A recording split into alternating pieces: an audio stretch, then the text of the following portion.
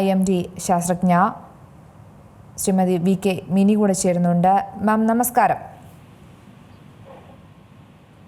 പറഞ്ഞോളൂ മാം, ഇപ്പോൾ നമുക്കറിയാം സംസ്ഥാനത്ത് മഴ മുന്നറിയിപ്പിൽ വീണ്ടും മാറ്റം വന്നിരിക്കുകയാണ്. ഈ ന്യൂനമർദ്ദം, ചക്രവാത ചുഴി ഇതൊക്കെ തന്നെയാണ് പ്രധാനമായും നിലനിൽക്കുന്നത്. ഇതിൻ്റെ ഒരു കാരണം കൊണ്ട് തന്നെയാണ് കേരളത്തിലുടനീളം മഴ മുന്നറിയിപ്പ് നൽകിയിരിക്കുന്നത്. ഈ ഒരു സാഹചര്യം എത്ര ദിവസത്തേക്ക് തുടരും?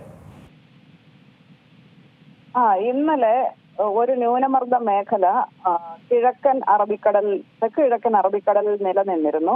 അത് ദുർബലമായി അതുമായി ബന്ധപ്പെട്ട ചക്രവാത ചുഴി, അന്തരീക്ഷത്തിലേക്കുള്ള ചക്രവാത ചുഴി സമുദ്രനിരപ്പിൽ നിന്ന് 3.1 കിലോമീറ്റർ വരെ ഉയരത്തിൽ നിലനിൽക്കുന്നുണ്ട്.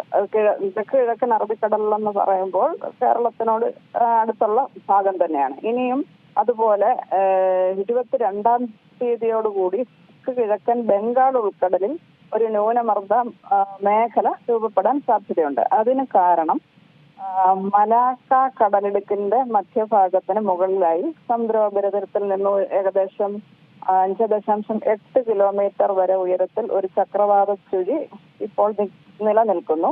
അതിന്റെ സ്വാധീനത്തിലാണ് 22-ാം തീയതിയോടുകൂടി തെക്ക് കിഴക്കൻ ബംഗാൾ ഉൾക്കടലിൽ ന്യൂനമർദ്ദം രൂപപ്പെടാൻ സാധ്യതയുള്ളത്.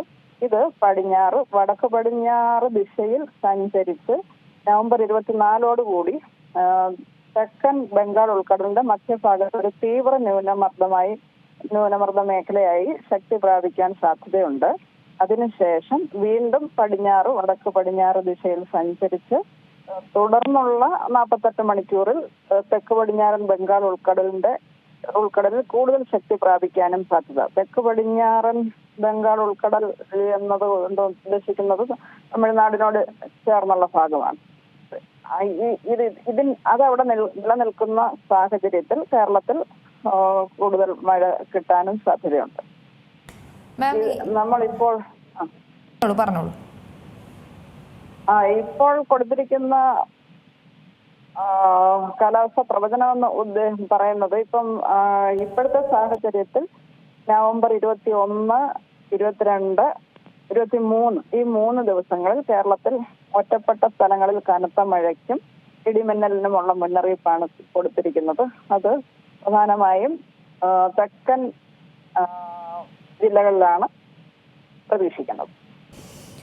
അതുപോലെ തന്നെ ചില പഠനങ്ങളിലും ചില വിദഗ്ധരുടെയൊക്കെ ഒരു അഭിപ്രായത്തിൽ പറയുന്നുണ്ട്, അതായത് ഈ 25, 26 തീയതികളൊക്കെ ശേഷം പൊതുവെ വരണ്ടൊരു അന്തരീക്ഷം ഉണ്ടാകാനുള്ള ഒരു സാധ്യതയുണ്ട്. അത് ശരിയാണോ? വരണ്ടെന്നല്ല, നമുക്ക് അതിന്റെ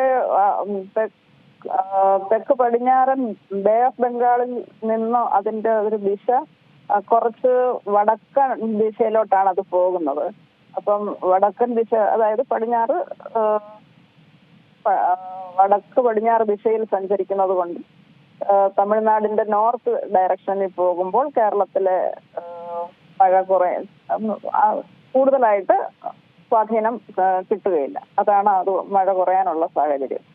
ഇപ്പോൾ ഈ ആദ്യത്തെ 3 ദിവസം കനത്ത മഴയ്ക്കുള്ള സാധ്യത എന്നത് നമ്മുടെ സംസ്ഥാനത്തിനോടടുത്ത് നിലനിൽക്കുന്ന ചക്രവാത ചുഴിയുടെ സ്വാധീനമാണ്. ശരി, വളരെയധികം നന്ദി മാം ഈ അവസരത്തിൽ പ്രതികരിച്ചത്. ഏറ്റവും പുതിയ വാർത്തകളും വിശേഷങ്ങളും വിരൽ തുമ്പിലറിയാൻ Zee മലയാളം ന്യൂസ് എല്ലാ ഡിജിറ്റൽ പ്ലാറ്റ്ഫോമുകളിലും ലഭ്യം.